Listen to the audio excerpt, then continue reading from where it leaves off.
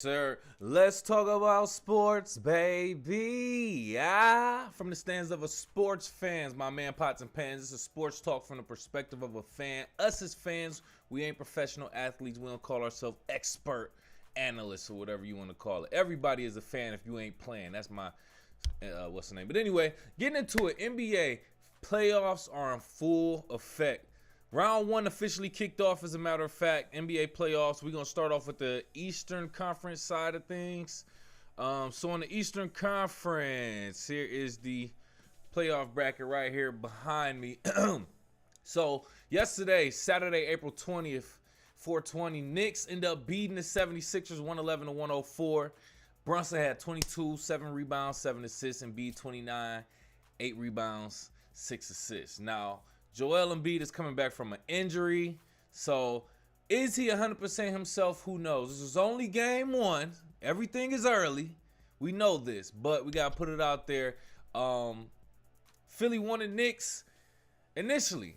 I believe they strategically placed themselves at the 7th spot so that they could play the Knicks. I think we've heard players say we want the Knicks there easier. I won't be surprised if the 76ers get bounced the first round. With that being said, with that alone being said, y'all want to take a certain team just because y'all think they'll be easier? I think the Knicks will show up, barring no injury, no major injury on either team. I think the Knicks is gonna get this series. That's just what I think in the round one. But you know, Knicks got game one. Let me know what you think. Go off in the live chat in the comments. Call into the show 313-466-4386. Then we got the Magic and the Cavaliers in the Eastern Conference, the 4 and the 5 seed. They played yesterday also, April 20th, Saturday. 97 the Cavaliers to the Magic 83. They played in Cleveland too, by the way. The Cavaliers dominated most of the game. Magic really just didn't have an answer for them. As a matter of fact, one of their starters, a starter for the Orlando Magic, played 32 minutes, scored 0 points. 0 points, bro. 2 rebounds, 0 assists. You were taking up space, bro. You were taking up space. Gary Harris is his name. Gary Harris for the Orlando Magic played 32 minutes, got 0 points, 2 rebounds, and 0 assists. This is what you cannot have. Now, I want to make the disclaimer again. It is still early. It's only game one of round one. But still, a lot of these are kind of showing you what these teams are already doing. We know it's early, it can switch around. We know it was on certain people's home court, but we still got to look at certain things. So that's what happened in the East. We got 2 games happening today in the East also. The Celtics, number 1 seed versus number 8 seed. The Heat, they playing today. Then the Bucks and the Pacers. The Bucks 3 seed, the Pacers the 6 seed. The thing about the Bucks, I'm glad I got a chance to talk about this. The thing about the Bucks is this. Giannis Antetokounmpo, he's going to be out for a couple weeks. He's going to be out for a couple weeks. We still good? Let me make sure our live stream is good. All right. So Giannis Antetokounmpo going to be out for a couple weeks. They already saying this. So he going to miss at least the first round, maybe the majority, if not all of the second round possibly. So Dame Lillard has to lead the squad. He once again is in a position where he has to be the leader, the dog of the squad. I think this is a great test for Dame Lillard. He needs this. You did it in Portland with the help of CJ McCollum. You got other help here, but now you get to be in that same position in the playoffs. Now you get the Bucks past the first round. This is what you need. This is, if you ask me. Then if you can get them past the first round, as a second round, third round get harder, you'll get Giannis Antetokounmpo, and it should eventually complement. I think you should keep being a leader, Dame Lillard. Keep being a leader. You haven't had any major injuries, and you're used to doing that anyway. You've been doing it. You just missed that one major piece. Now you got that with Giannis. Giannis, you come back in the playoffs, take it easy, but do what you got to do to assist Dame Lillard so y'all can get that championship. That's just my advice for the Bucks, man. They playing the Pacers today, as a matter of fact. Then the Celtics and the Heat, like I said, Celtics number 1 seed, Heat number 8 seed. The Heat ain't nothing to play with, bro. The Heat ain't nothing to play with, bro. I'm going to tell you that right now, bro. You can discount them all you want. They were in the play-in. Was it the play-in tournament? I forgot who they played, bro. But whoever they played in the play-in tournament, iced them, bro. Iced. Bro, Jimmy Buckets, Tyler Herro, Bam Adebayo, they put in the work. Then they got other pieces. They put in the work when they need to, bro. And that's in the playoffs. Now, they're going to get the Celtics, who is the number 1 seed by a large margin in the Eastern Conference and in the NBA period. This is what I want to say. It's going to be a battle. I see it going to game 6. Ooh. I see the Celtics winning, but I cannot doubt the Heat, bro. I almost don't want to make my predictions with this, bro. You can't doubt the Heat, bro. You just can't doubt the Heat, bro. They gonna get stopped. I can't even say that. They beat the Celtics last year, by the way. They beat the number 1 seed last season, who was the Bucks. Beat them in the first round. Bye-bye. Second round, I forgot who they played. 76ers, Knicks, whoever. Then in the third round, Eastern Conference Finals, they played the Celtics. Beat them to get to the championship. You see what I'm saying? You can't deny the Heat. And they were in the play-in tournament last year. So you can't deny the Heat, bro. I'm looking to see a 6-game series between the Celtics and the Heat, and I don't know who's going to win, but I know it's going to get done in 6. Let me know what you think. Go off in the live chat in the comments. Call them to the show. 313-466-4386. Those games are today in the Western Conference. All right, so we got officially yesterday the Timberwolves and the Suns played. All right, cool. So the Timberwolves won 120-95. Damn near beat these niggas by 30 in the playoffs, bro. Now, they were in Minnesota. But everybody did what they were supposed to do. For the most part. Let me look it up right now live on the NBA app. I'll look up the box score. But the biggest difference that I've noticed is why Minnesota won and outscored the Suns is because they had at least 2 players off the bench. Not at least, I'm sorry. 2 players specifically on the bench who scored in double digits, bro. Scored in double digits. I'll give you the name right now. N. Reed and Alexander. I'll get you the exact names. I'm sorry. N. Reed. Let me get the exact name. Then I'll explain it for you. I want to put some respect on their name because they did their thing, what they had to do for Minnesota. Naz Reid. I should have known that. Naz Reid scored 12 points. And then, how did I not know Naz Reid, bro? This is according to the NBA app right now. And Nickeil Alexander-Walker. Naz Reid, Nickeil Alexander-Walker. Alexander Walker had 18 points, 4 rebounds, 2 assists. Naz Reid, 12 points, 2 rebounds, 2 assists. Minnesota had 2 players off the bench, double digits. Phoenix only had 1 player off the bench, double digits. O'Neal, the only person that they had. Now, they did their thing, but I feel like that additional help off the bench with the depth that they had helped Minnesota get Royce O'Neal. He had 14 points, 4 rebounds, no assists for the Phoenix Suns. Now, Kevin Durant went off, 31 points, 7 assists, 7 rebounds, 1 assist. D. Booker went off, 18 points, 2 rebounds, 5 assists, if you want to call that off. He contributed. And then you had, Bradley Beal, 15 points, 2 rebounds, 6 assists.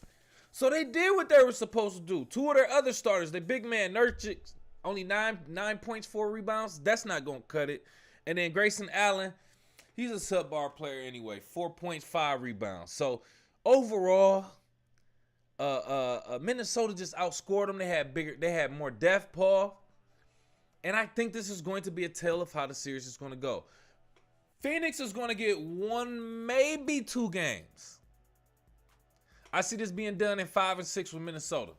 That's my prediction. Minnesota in 5 or 6. Matter of fact, I'll give Phoenix 2. And I'm being nice.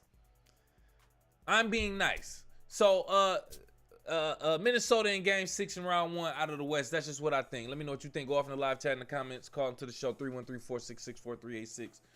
Going into the Lakers and the Nuggets. They officially played game 1 yesterday, Saturday, April 20th. Denver has too many weapons. Let's just start there. They got too many weapons, bro. I don't even need to name their lineup, but they got a squad. And this is why everybody automatically called them a threat no matter who they play. And this just off the bat because they won a championship. And they ain't really lost no pieces for real. So 114 the Nuggets to 103 the Lakers. They played in Denver too, by the way. Just getting to it, bro. Hachimura only 7 points. That was the worst that the starters did in the Lakers. Everybody else did fantastic, if you ask me. They did what they were supposed to do. D'Angelo Russell, 13 points. Austin Reeves, 13 points. AD, 32. 14 and 5. 14 rebounds, 5 assists. He got his double-double. He did what he was supposed to do. LeBron James, 27, 6 and 8. Okay, they did what they were supposed to do. We got to go into the depth, though. That's when it comes to playoffs. What your bench looking like? What your second-round players looking like? They had Taurean Prince only score 11 points. Everybody else on the bench, goose eggs. Nothing contributed. That's when you go into Denver. All of the starters did exactly what you're supposed to. Jokic, easy double-double, 32, 12, and 7. Jamal Murray, 22, 6, and 10, double-double. Another double-double. Aaron Gordon, 12 points, 11 rebounds.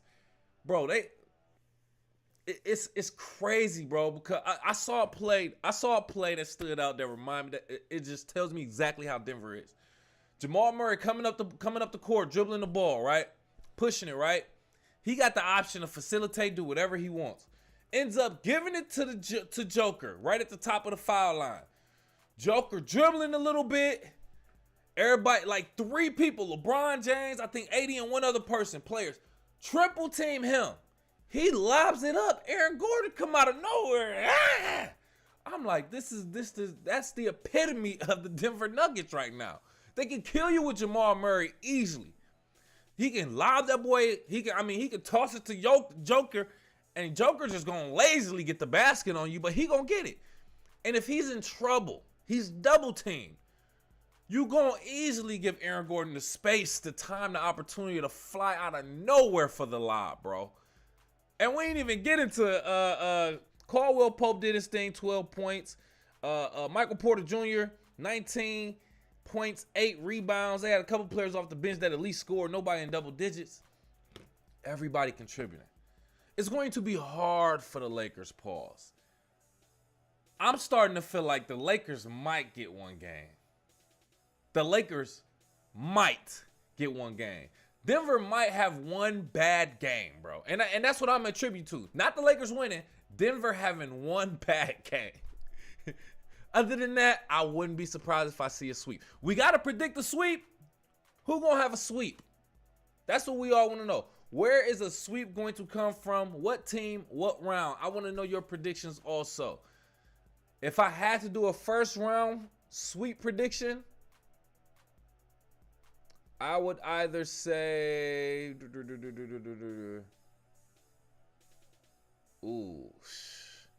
I would say it come out of the West. I say either the Nuggets or the Timberwolves will sweep. It's like that though. That's how I'm feeling.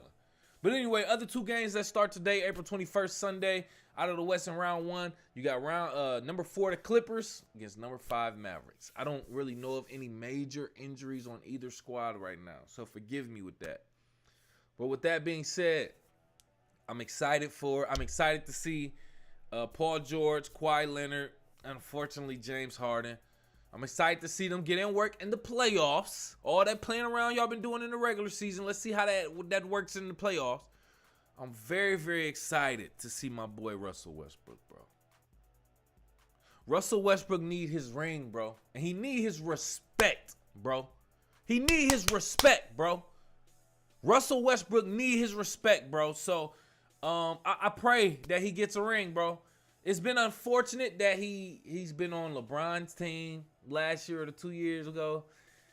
So if I wanted him to get a ring, unfortunately, it would have gave him one, but he didn't. That didn't happen. And now James Harden is on this team. I ain't gonna say he's on James Harden's team. James Harden came to them. So unfortunately, that would get James Harden a ring, which I'm not a fan of. He's a sucker too, but anyway, other than that, Russell Westbrook deserves his ring and his respect, bro. So I'm hoping for the Clippers in this series against the Mavs. Mavs,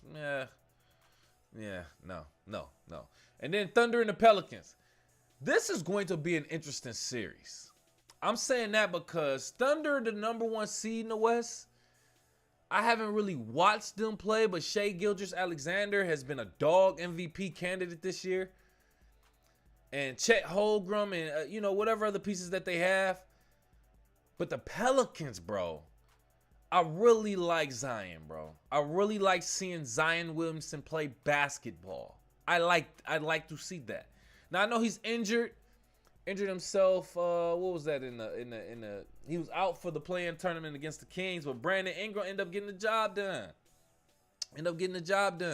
And his pace, a lot of people were saying that his pace is different from Zion Williamson. So when one of the other is not on the court, then it kind of makes it easier for the other one to be that dog, do what they have to do on the court. So I understand that, but I'd much rather see Zion than Brandon Ingram. Brandon Ingram's a nice player, don't get me wrong, but Zion is a lot more exciting. So anyway, I want to see the Pelicans and the Thunder be a dog fight, good back and forth. I don't really have any horse in the race with that. I just want to see a really good series. As a matter of fact, I go as far as say I want Zion and the Pelicans to actually beat the Thunder. I want that to happen. That's what I want. I want that upset. Thunder, they're young, they got time, and I hate saying that to people because you need to start coming out hot. NBA season or professional athlete season is career, it can go like that. So I hate to use that excuse, but nonetheless, man, I think the Pelicans gonna get that out of the Thunder, or at least I want that to happen. That's just what I think. Let me know what you think. Go off in the live chat in the comments or call into the show 313-466-4386. All right, so yeah, so we gonna keep it moving. I think that's it with the NBA. Let me know what you think, man. What your predictions are, man. Obviously, as the playoffs are going right now, it's going to be a lot more to talk about, a lot more consistently. So we will keep that in mind, and we're going to keep you updated with that also. One more thing. Oh, yeah. So let's talk about this. Look at this looking crazy. Let me adjust something real quick because I want you to see this. Mike Tomlin, long tenured coach for the Pittsburgh Steelers, where former NFL scout John Middlecoff is one who does not like Mike Tomlin still having his job as the head coach for the Pittsburgh Steelers. He was speaking on his podcast, 3 and Out, and Middlecoff said the Steelers should have fired Tomlin during the season because of the team's lack of success outside of non-losing seasons. So he's saying, clearly a white man if you want to make it a race thing, which it ain't about race to me with this situation. Saying that I don't want to Mike Tomlin. I don't think he should be the coach for the Steelers anymore. He's been average, literally. He's been 500 balancing at that. They've been making it to the playoffs, fortunately, but they haven't won a playoff game in several years. So he's saying, I think we need to get him up out of here, bro. Take our chances with a whole new coach. And as much as I love and respect Mike Tomlin, I agree. I 100% agree. Now, I know the Steelers and their organization, they do different. They like to have head coaches for like 20, 30 years, some crazy stuff. They only had like 4 or 5 head coaches in their franchise history. But I think Mike Tomlin is a great head coach. I think he's built a great system with the Steelers, but I think it's time to go. I think Mike Tomlin should volunteer to leave, go to another squad I think he could flourish at. I'll say Chicago or Atlanta. That's what I think. And then the Steelers, whatever they do, they can do. I'm not a fan of the Steelers. I'm a fan of Mike Tomlin. So it ain't necessarily about it is kind of like, okay, yeah, we only get into the playoffs and losing. We've been doing this for a while. I'm going to eventually need some change. Doing the same thing, which we all know by now, doing the same thing, expecting different results, is the definition of insanity. All right, nigga, we get it. Point is, Mike Tomlin, I think it might be time to go. Go to another squad, and I think you'll have a lot of success. I pray that you do, but that's just what I think. Let me know what you think. Go off in the live chat in the comments. Man, I should have had my uncle call in. He a Steelers fan, bro. I ain't even gonna lie. I should have definitely had him call in. But go off in the live chat in the comments. Call into the show 313-466-4386. We switching the whole cadence up. We switching everything up to a whole nother sport. Still football, though. UFL, week 4. Officially popped off this weekend. Saturday, April 20th was beginning of week 4 with a couple games that happened. Memphis Showboats against the St. Louis Battlehawks. St. Louis Battlehawks end up getting that win against the Showboats. St. Louis, they scored 17 in the first quarter. Boom, came out strong. Went crazy. And then they didn't score again until like the third quarter. And I think that was like a field goal. Maybe it was a touchdown. I can't remember.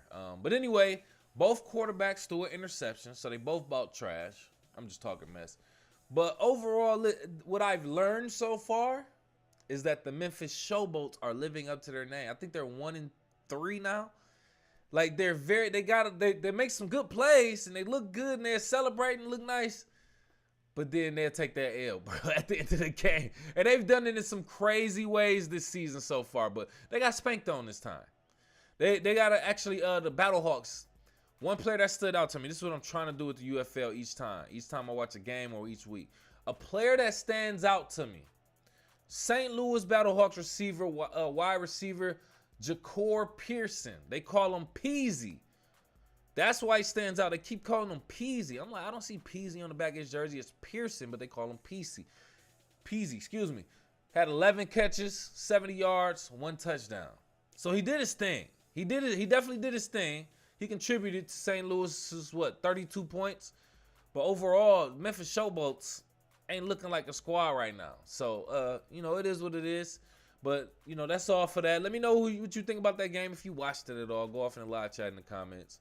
DC Defenders versus Birmingham Stallions. I'm going to be honest. I did not get a chance to watch this game.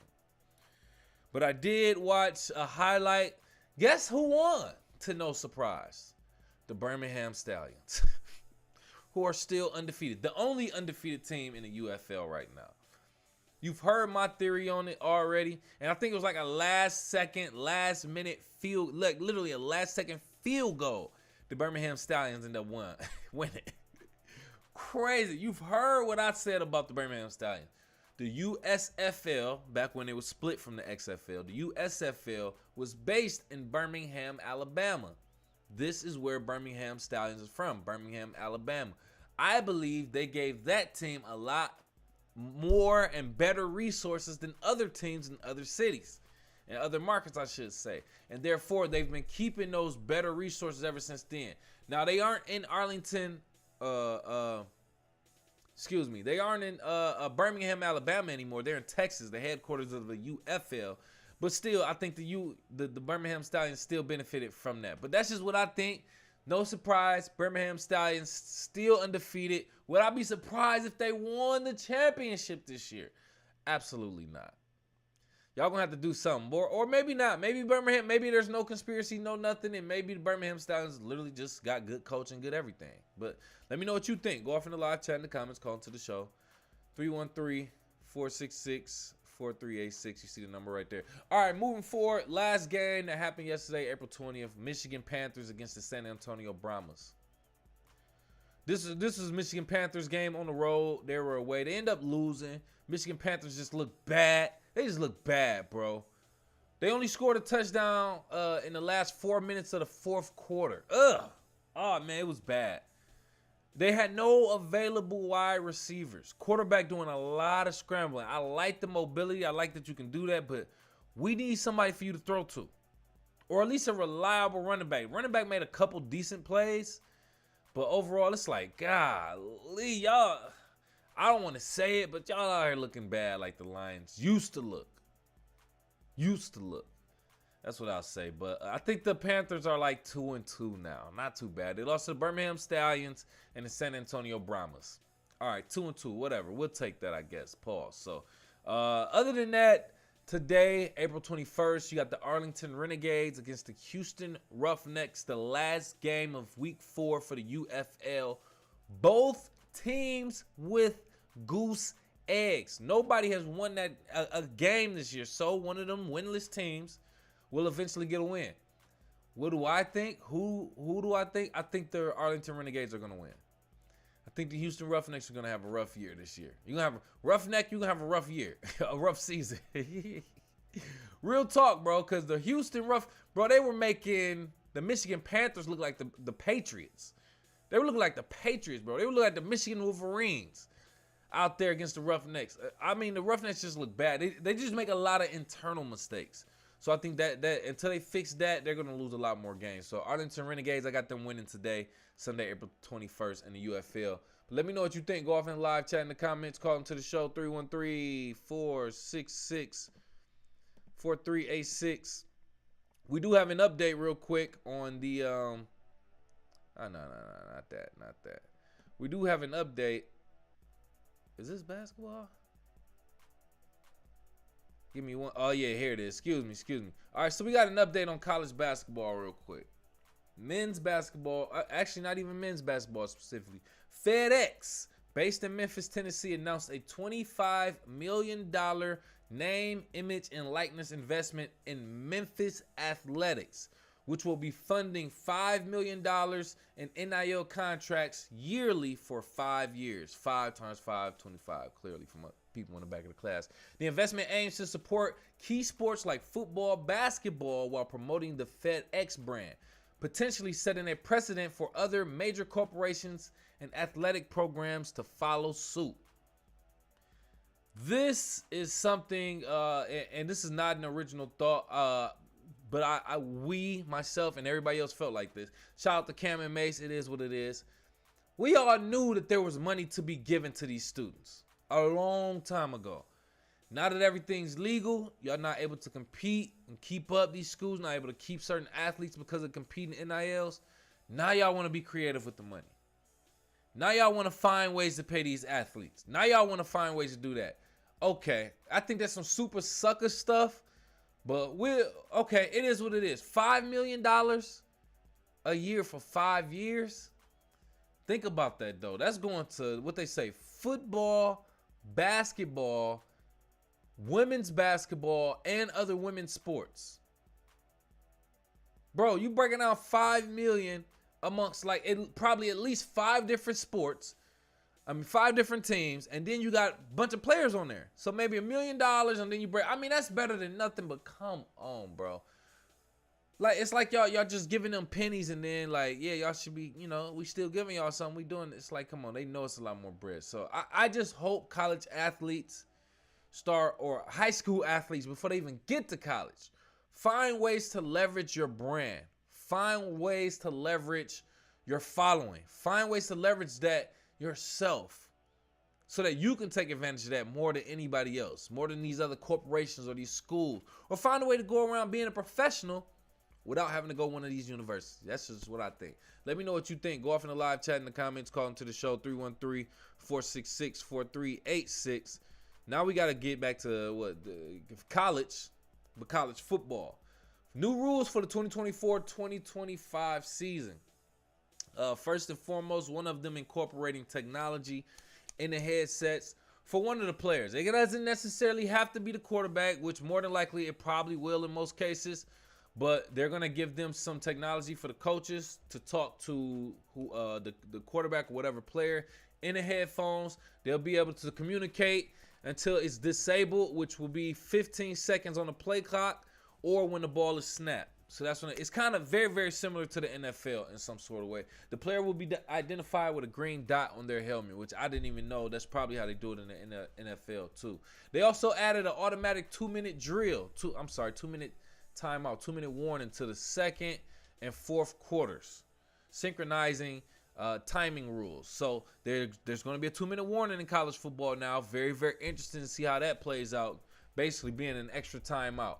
And they said there's a new NCAA transfer rule which will allow all undergrad athletes to transfer and play immediately if they meet specific academic requirements, as the D1 Council on Wednesday approved emergency legislation announced by the NCAA. So now they're getting rid of that whole, if you go through the transfer portal, you got to wait a certain amount. Nope, they saying, nope, you can play immediately. They're loosening up all these old-fashioned rules just to let student athletes be a lot more comfortable.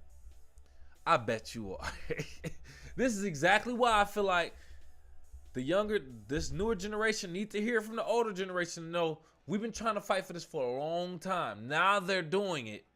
I feel like y'all should know, there's other options. This is proof that if you leverage your brand right, you can really get it on your own. You can get the whole bag. But that's a whole nother story. But New rules for the NCAA college football season going forth. We will see how this affects the game. It's essentially going to be the coach talking to the player in the helmet and the 2-minute warning. The transfer portal rule is actually going to be pretty decent too. And they're permitting head coaches to conduct interviews with broadcast partners after the first and third quarters. Nothing big there, but let me know what you think, what your predictions are going to be for college football in the next season, 2024-2025. Michigan being the reigning champions right now. J.J. McCarthy, allegedly being considered to go to the Bears, who have the first-round pick now. They're considering either J.J. McCarthy or Caleb Williams. I think that's a great toss-up. Caleb Williams should not be considered. Get your whole ass out of there. But anyway, I think it's going to be interesting to see how the draft goes, to see how this NCAA tournament or upcoming season goes. But let me know what you think. Go off in the live chat in the comments or call into the show. 313-466-4386. I'm only excited right now because I finally get to talk about what I want to talk about, man. And that's boxing. That's this Ryan Garcia versus Devin Haney fight, man. Let me clear the boards, bro. Clear the boards, bro. All right. Ryan Garcia, bro. Do you see this? Ryan Garcia. He ended up beating Devin Haney, bro.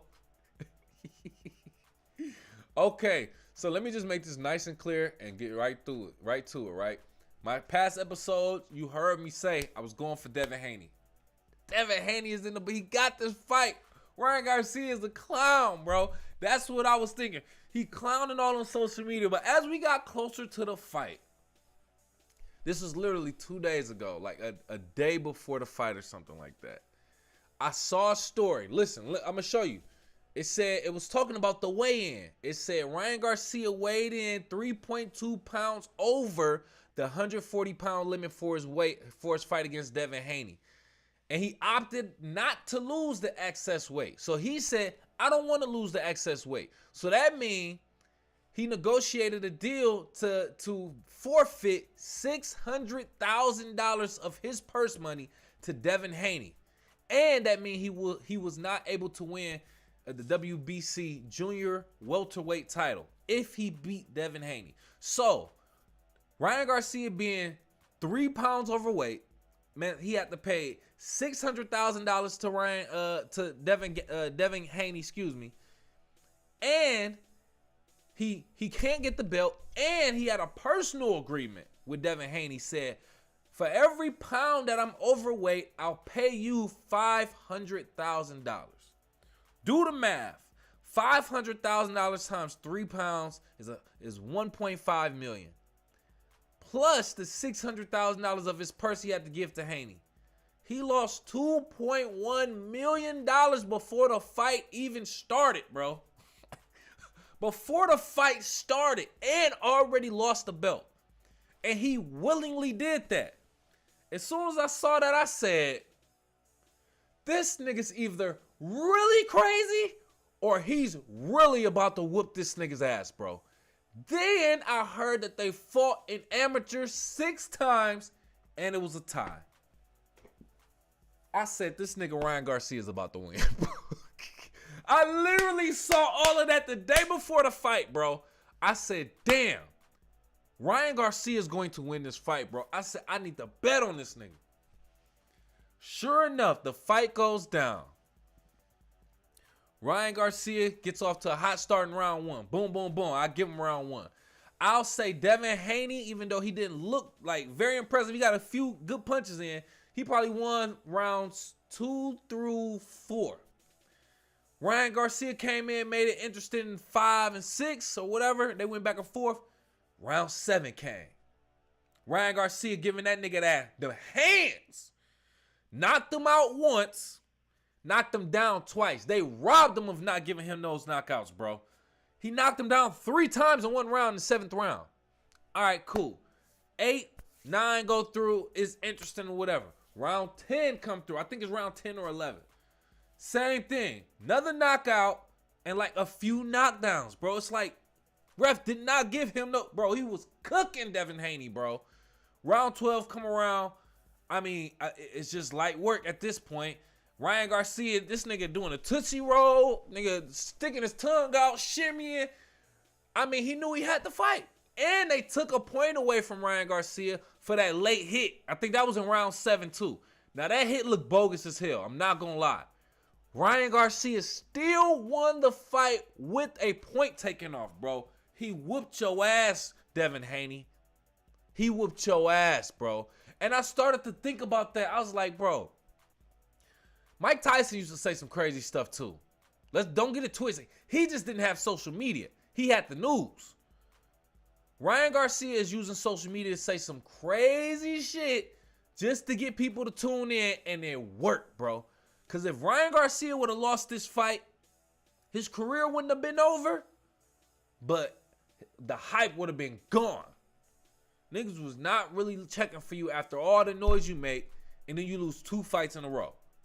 He had to win this fight. After learning that they fought an amateur, after learning about the weigh-in, after learning about him losing $2.1 million before the bell even rang, and losing a belt, and he still wanted to fight, I say this nigga knows what he's doing for real, bro.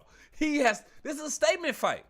This was a statement. Ryan Garcia willingly gave up all that money and the belt just to whoop Devin Haney's ass. And I think he knew it was going to happen, bro.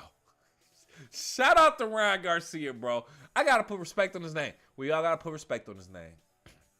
Now, at this point, I'll say this. I wouldn't mind a rematch between Devin Haney and Ryan Garcia. I wouldn't mind it. Because knowing with their history, I wouldn't mind it. I also, at this point, would not mind a rematch between him and Tank Davis. Tank Davis ain't nothing to mess with, bro. But I actually almost wouldn't mind. And you know what? At this point, I might buy Ryan Garcia's next fight. I think this is a great testimony also. Oh, I gotta say this. Great testimony to spectators and athletes all around. In boxing specifically, even if you lose a fight, your career's not over. Especially if you're undefeated. A lot of people feel like they gotta go the Floyd Mayweather route. Feel like they gotta be undefeated or their legacy is over. I gotta respect Ryan Garcia, bro. He talked this trash. He took an L in the first fight. Said, okay, cool. Hyped up another fight. Was talking crazy spicy online. Identifying as a woman and everything. Then goes in this fight, lose $2.1 million before the bell rings, goes in, whoop Devin Haney, and doesn't even get the belt. Bro, like, the kid is smart, bro. The kid is smart, bro. We gotta put some respect on his name. So, shout out to Ryan Garcia. Bounced back from a loss. Got a W. Talked that mess. And he cashed that check, bro. That's just what I think. Let me know what you think. Go off in the live chat in the comments or call into the show. 313-466-4386, man. I had to get that off about that, bro. That was super wild to me, man. Other than that, do we have anything else? We will talk about this, I guess. So Tyson Fury versus Alexander Usyk, May 18th. They're pushing that fight now. They're pushing it. They're pushing that fight now because it's boxing, and boxing is hot right now. And we ain't been hearing too much chatter about this.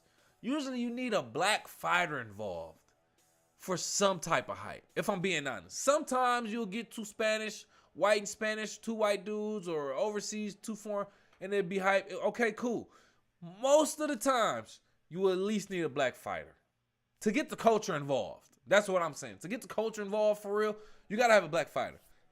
Anyway, Tyson Fury, Alexander Usyk, May 18th. Hoping for a good fight. That boy Tyson Fury ain't nothing to play with, bro. Them punches be looking crazy. The ones he take and the ones that he give. Pause. But we'll see how that turns out. Let me know what you think. Go off in the live chat in the comments. Call into the show, 313-466-4386. Other than that, in the UFC world, line it up. UFC world is officially official. You got Conor McGregor right here versus Michael Chandler, June 29th, UFC 303.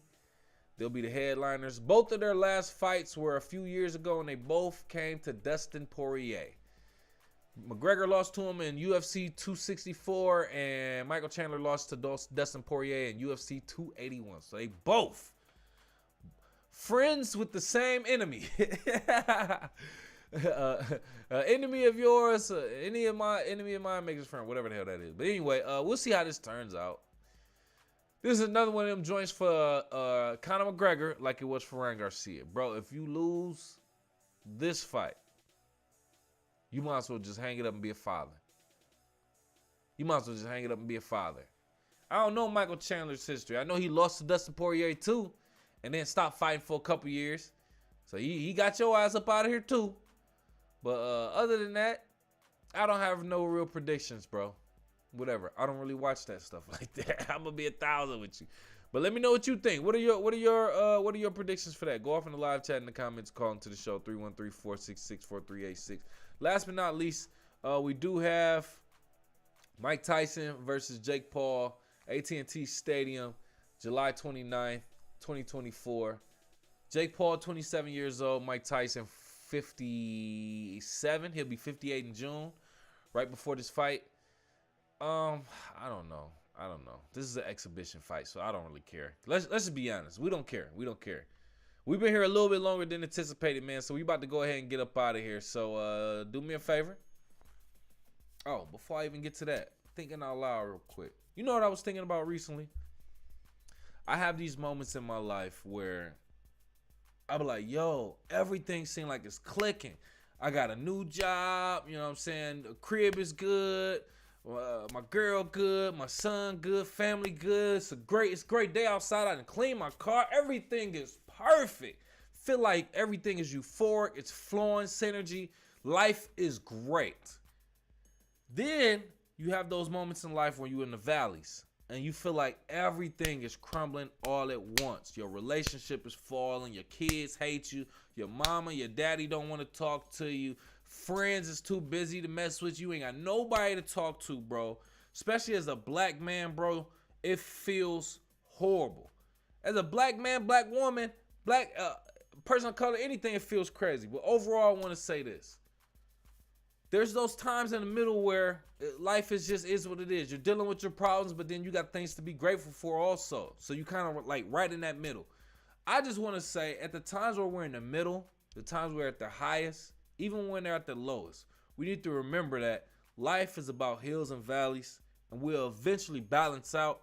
But you got to learn how to deal with the lows, manage the lows, and kind of balance yourself out and keep yourself grounded with the highs. But that's just what I think. Let me know what you think. Go off in the live chat in the comments. Call into the show, 313-466-4386. We about to get up out of here, man. Before I do that, do me a favor. Kick it with KCMC on all social media at KIWKCMC. That's Kick It with KCMC on Facebook, Twitter, Instagram, Snapchat, TikTok, all that at KIWKCMC. And then you got my sponsor, Team Elite. Show some love to them, baby. Show some love to them, man. Team Elite 313 on Facebook, Twitter, Instagram, TikTok. Also at TEAMELITE 313. And check out their premium urban-based casual wear, t-shirts, sweatshirts, hoodies, tech fleece jogger sets, varsity sets, hats, and more. It's all on their website, teamelite313.com. Ask your mom. Appreciate you for bossing up with me. Hit them up, man. It's the day after 420, bro, so I had to rep the apparel. This is from Team Elite, by the way. Had to rep the apparel. 420 apparel, man. I know I'm late. Wanted to do a show yesterday, but I've been busy, man. So other than that, appreciate you for kicking with me. I anticipate doing another show later tonight. Got more sports to talk about, maybe some topics to talk about. Other than that, if you got this far, you can donate a couple dollars to the show so we can grow if you really want to boss up for real. Other than that, for the hit the like button, hit the subscribe button, hit the alert so you know when I'm going live. Make sure you check out Unk Talk, also on Team Elite Media. Make sure you also check out my singles featuring my dog, Techmatic, Juice, and Hands and Knees. 2 different vibes. Check out the link in the description on YouTube below. Other than that, share this, tell a friend, and I appreciate you for kicking with me.